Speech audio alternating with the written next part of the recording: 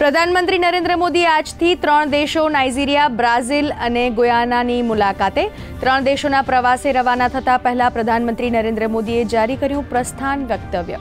એક પૃથ્વી, એક પરિવાર, એક ભવિષ્યના દ્રષ્ટિકોણ પર આપશે ભાર।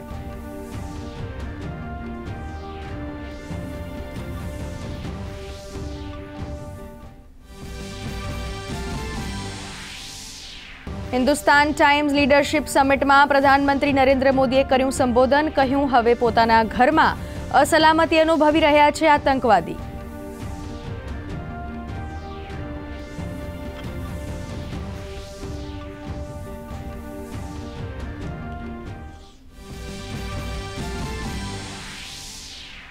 महाराष्ट्र में प्रधानमंत्री नरेंद्र मोदीए भाजप बूथ कार्यकरों ने एक है तो सेफ है ने जन जन सुधी पहोंचाडवानो आप्यो संदेश। तो कांग्रेस नेता राहुल गांधीए जनता ने आपेल वचन पूर्ण करवानुं आप्युं आश्वासन।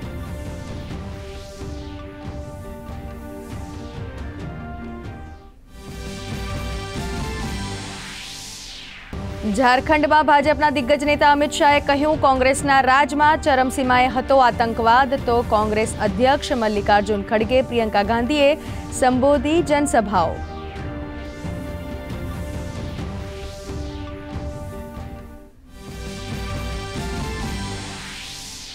20મી તારીખે મહારાષ્ટ્રમાં યોજાનાર ચૂંટણીમાં ગુજરાતના હોમગાર્ડ જવાનો રહેશે ખડે પગે।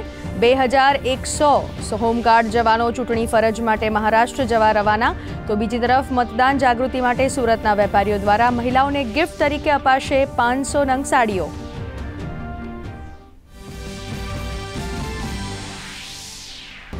भूपेन्द्र पटेल सरकारनो खेडूत हितकारी निर्णय। खेत पेदाशोने आफतो सामे रक्षण आपती मुख्यमंत्री पाक संग्रह स्ट्रक्चरनी योजनानी सहायमां करायो वधारो। ₹75,000 ની જગ્યાએ હવે મળશે ₹1 લાખ।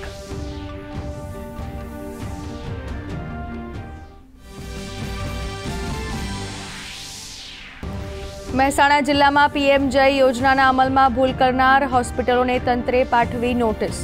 બોરીસણા ગામે કેમ્પ બાદ ખ્યાતિ હોસ્પિટલમાં સારવાર દરમિયાન 2 વ્યક્તિના મૃત્યુ મામલે આરોગ્ય વિભાગ દ્વારા તપાસ।